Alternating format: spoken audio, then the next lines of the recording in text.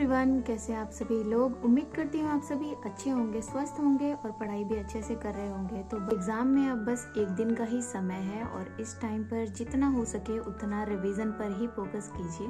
And मेरी तरफ से आप सभी को जो भी एग्जाम में अपियर होने जा रहे हैं उनको ऑल द बेस्ट। और बस यही दुआ है कि आप अच्छे से एग्जाम दो और आपका एग्जाम क्लियर हो, मेहनत का फल मिले।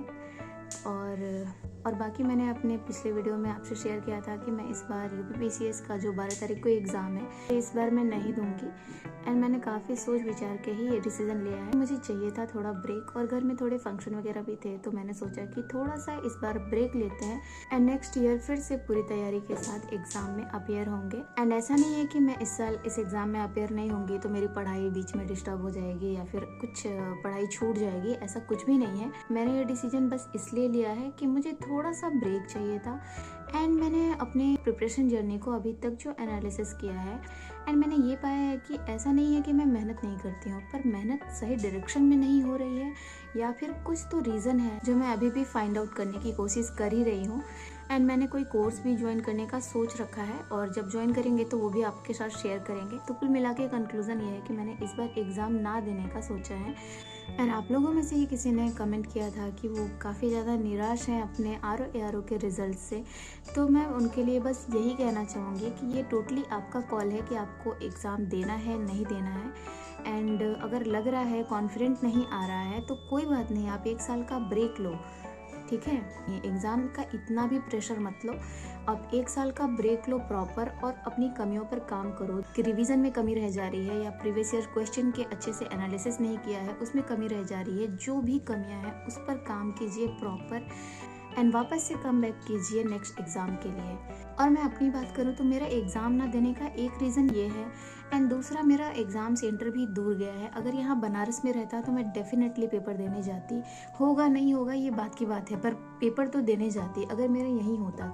पर उसके लिए भी मुझे मेरा दूर सेंटर है, एक दिन पहले जाना होगा। तो ये सब चीज़ें सोच करके मैंने सोचा कि चलो कोई बात नहीं, इस साल प्रिपरेशन उतनी भी ठीक नहीं है। एंड ऐसा नहीं है, मैं भी अपने रिजल्ट से बहुत डिसअपॉइंटेड हूँ। मैंने आर में एक्सपेक्ट नहीं किया था, बट ठीक है, सब कुछ हमारे अकॉर्डिंग तो होगा नहीं, तो हम बस कोशिश ही कर सकते हैं। और मैंने बहुत ही सोच समझ के ये डिसीज़न लिया है कि इस साल मैं ब्रेक लूँगी और बस पढ़ाई करूँगी, कोई भी एग्ज़ाम नहीं दूँगी। नेक्स्ट ईयर से वापस से कम बैक करूँगी और देखते हैं रिजल्ट क्या होता है। तो मैं आपसे भी बस यही कहना चाहती हूँ कि आप निराश ना होइए। एंड कोई बात नहीं, रोना आता है रो लीजिए, क्योंकि ये प्रिपरेशन जर्नी होती ही ऐसी है। आप सारे इमोशन फील कर जाते हो अपने 2-3 साल के प्रिपरेशन जर्नी में। और बहुत लोग तो बहुत टाइम से तैयारी कर रहे हैं, बहुत लोग को क्या, आप मुझे ही देख लो, मैं ऑलमोस्ट इस फील्ड में 5 ईयर्स से हूँ। एंड मैंने बीच में क्लास भी ज्वाइन किया था, फिर कोविड आ गया तो फिर सारा गया और मैंने बस 1 महीना ही क्लास ज्वाइन किया था, उसके बाद से सेल्फ स्टडी ही कर रही हूँ। बट अब मैं इतने साल से एग्ज़ाम देने के बाद मुझे ये रियलाइज़ हो रहा है कि मे भी मेरी प्रॉपर गाइडेंस नहीं है, जिस वजह से मैं कहीं ना कहीं रुक जा रही हूँ या मेरा एग्ज़ाम नहीं हो रहा है। तो बहुत सारे रीज़न होते हैं, तो इसका मतलब ये नहीं है कि हम प्रिपरेशन छोड़ दें या कुछ भी। तो कुछ तो रीज़न होगा जिसकी वजह से ही नहीं हो रहा है, तो उन रीजंस पे काम करेंगे ना। एंड जब तक आपके पेरेंट्स सपोर्ट कर रहे हैं, मेरा तो बस यही मानना है कि तब तक आपको हार नहीं माननी है खुद से। एंड बाकी जैसा मैं हमेशा कहती हूँ, ईश्वर की मर्जी, वो जहाँ ले जाना चाहेंगे हम खुशी खुशी चले जाएंगे। तो बस हैप्पी रहना है यार, ऐसा भी नहीं है कि हम किसी चीज़ को इतनी प्रायोरिटी दे दे कि हम खुश रहना ही भूल जाए। तो कुल मिला के किसी भी चीज़ का स्ट्रेस मत लीजिए। एंड जो लोग भी 12 तारीख को एग्जाम में अपियर होने जा रहे हैं उनको मेरी तरफ से ऑल द बेस्ट, अच्छे से एग्जाम देना। एंड लास्ट टाइम पर जाते जाते मैं बस आपको 1-2 टिप देना चाहती हूँ कि जितने भी क्वेश्चन अटेम्प्ट करना, जो जिसमें आप श्योर हो वही अटेम्प्ट करना। एंड बहुत ज़्यादा नेगेटिव मार्किंग से बचना, क्योंकि बहुत ज़्यादा नेगेटिव मार्किंग भी आपको कट ऑफ के नीचे ले आ सकती है। एनसीसेट में भी हिंदी के 15 से 20 क्वेश्चन आते हैं। और एंड जहाँ तक मुझे लगता है जिन बच्चों ने आर दिया होगा वो डेफिनेटली यूपीपीसीएस भी देंगे पेपर। तो मेरा कहने का मतलब यह है कि आपने हिंदी भी पर्याप्त ही पढ़ रखा होगा, तो 15 से 20 क्वेश्चन तो आपके हिंदी के इजीली हो जाएंगे। और बच गए 10 से 15 क्वेश्चन तो आप रीजनिंग, कम्युनिकेशन, मैथ, ये सारे मिला करके इतने तो आप कर ही लोगे।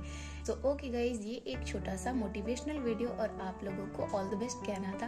तो इसके लिए मैंने सोचा कि चलो आपसे थोड़ी सी बातचीत कर ली जाए। और बाकी हम लोग अपने स्टडी ब्लॉग के थ्रू रेगुलर मिलते ही रहेंगे। और हमेशा खुश रहिए लाइफ में, बहुत ज़्यादा स्ट्रेस किसी भी चीज़ का मत लीजिए। क्योंकि इवेंचुअली चीज़ें हो ही जाती हैं। और अगर आप सच्चे हो, ईमानदार हो खुद के प्रति, तो कहीं ना कहीं सिलेक्शन ज़रूर होगा। और कभी भी हिम्मत मत हारिए, और अगर यहाँ नहीं होगा तो कहीं और होगा, कहीं और नहीं तो कहीं और सही। एंड चलो, ऑल द बेस्ट आप सभी को, और मिलते हैं आपसे नेक्स्ट वीडियो में। तब तक के लिए अपना ध्यान रखिए और खुश रहिए। भगवान करे आपका दिन शुभ हो। Take care and Tata.